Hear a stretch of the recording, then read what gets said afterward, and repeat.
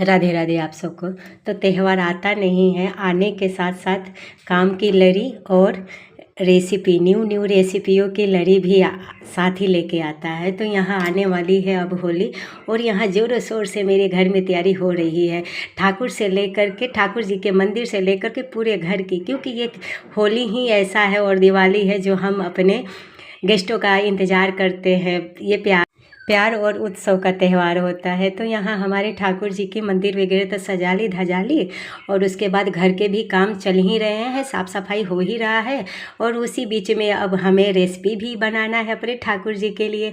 तो यहाँ रेसिपी में तैयार हो रहा है, पापड़ वगैरह तो सब बन के तैयार हो गया है 2 दिन पहले, और आज ये अनरसा का तैयारी चल रहा था। तो ठाकुर जी के लिए प्यारे प्यारे अनरसा, क्योंकि ये उड़ीसा का फेमस ये डिश है।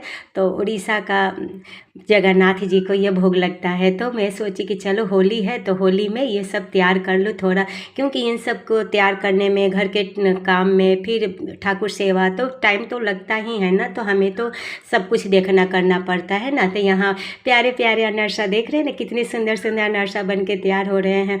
और यही होता है कि होली और दिवाली, बच्चे हैं तो बच्चे भी कुछ सीखते हैं। तो यहाँ बेटी की हो गई है छुट्टी, और यहाँ बेटी मेरे साथ, कोई आए ना आए, लेकिन मेरी बेटी तो मेरे साथ आ ही जाती है। तो कभी वो रेसिपी कुछ बना लेती है, कभी मैं बना लेती हूँ। तो यहाँ हम माँ बेटी का जुगल जोड़ी चल रहा है, और प्यारा प्यारा रेसिपी भी बन के तैयार हो रहा है, जो आप सब देख रहे हो अपनी आँखों से।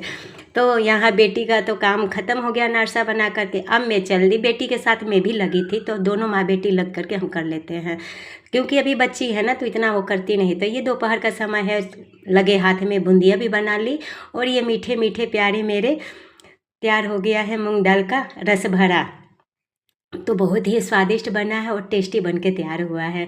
तो हम नमकीन तो खाते ही खाते हैं बड़ा, लेकिन आज मैं बना दी मूंग दाल का मीठा रस बड़ा। तो ये बहुत ही अच्छा बना था, तैयार हुआ था, और खाने में भी बेहद ही स्वादिष्ट है। तो हमारे ठाकुर जी को तो बेहद ही पसंद आया, और देखने से बिल्कुल लग रहा है ना गुलाब जामुन जैसा। कोई देख कर किसी नहीं कहेगा कि गुलाब जामुन नहीं है, बहुत गुलाब जामुन जैसा तैयार हुआ है। तो दोपहर की सब काम धाम करने के बाद, सबको ठाकुर जी की सेवा करने के बाद उनको भोग प्रसाद लगा दी। भोग प्रसाद लगाने के बाद फिर अपने किचन की साफ़ सफाई कर ले।